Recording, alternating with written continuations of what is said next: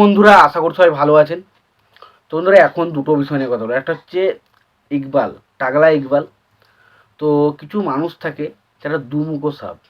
তো টাকলা ইকবাল তিনি নাকি আবার বরবাদের প্রশংসা করে বসলেন। যে মানুষটা বরবাদ ছবি নিয়ে, এই ছবিটা কেন বানানো হয়েছে, এই ছবিটা দেশের কি শিক্ষা দেবে, এই ছবিটা কেন বানানো হয়েছে, এই ছবিটার পেছনে এইগুলো কি যুক্তি রয়েছে, এই ছবিটা একদম জঘন্য ছবি, এরকম যে দিনরাত শুধু টোল করে গেল, সেই মানুষটাই আবার হঠাৎ করে শাকিব খানের বরবাদ ছবির প্রশংসা করে দিল। মানে জাস্ট, মানে দুমুখো সাপ দেখেছেন তো? তো সেরকম টাইপের একটা মানুষ হচ্ছে টাকলা ইকবাল বাবু। তো তার বিষয়ে আর কি বলবো, তো সেই বিষয় নিয়ে আলোচনা করব। এবং তার পাশাপাশি শাকিব খানের বরবাদ একটা বিরাট বড় অ্যাচিভমেন্ট করেছে। বিরাট বড় অ্যাচিভমেন্টটা কি? অ্যাচিভমেন্ট হলো এটাই যে বরবাদ ছবিটা নাকি 44 নম্বর র্যাঙ্কিং, অর্থাৎ আইএমডিবি রেটিংটা, যেখানে হলিউড, বলিউড, টলিউড সমস্ত জায়গার সিনেমা একসঙ্গে থাকে, সেই সমস্ত জায়গার সিনেমাকে মিলিয়ে 44 নম্বর র্যাঙ্কে, অর্থাৎ ট্রেন্ডিং করছে বরবাদ সিনেমা। মানে আমরা যতই বলি না কেন যে বাংলা ছবি চলছে না বা বরবাদ ছবি চলে না, যদি না চলতো তাহলে আজকে আইএমডিবি রেটিংয়ে কিন্তু এই জায়গাটা কখনোই করতে পারতো না। তো এটাকেও বোঝা যাচ্ছে এই ছবিটাকে দেখার জন্য কিন্তু শুধুমাত্র যে সাকিব খানের যারা ফ্যান রয়েছে তারা যে এক্সাইটেড, এটা কিন্তু নয়।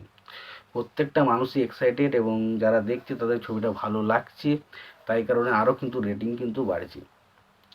তো প্রথমত যে বিষয়টা নিয়ে আমি কথা বলবো সেটা হচ্ছে ইকবাল, টাকলা ইকবালকে নিয়ে। তো টাকলা ইকবাল তিনি একটা জায়গায় বলেছেন যে এবছরে যে ঈদে যে 4টে ছবি রিলিজ করেছে, সেই 4টে ছবি আমি দেখেছি, তবে আমার সবথেকে বেশি ভালো লেগেছে বরবাদ।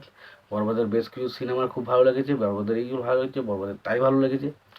তো ভূতের মুখে রাম নাম, যে মানুষটা বরবাদ নিয়ে শুধুমাত্র ট্রোল করে গেল, আজকে হঠাৎ করে সেই বরবাদ নিয়ে ভালো কথা বলছি, এর মানে বুঝতে হবে ভাই, ডাল মে কুছ কালা হ্যায়।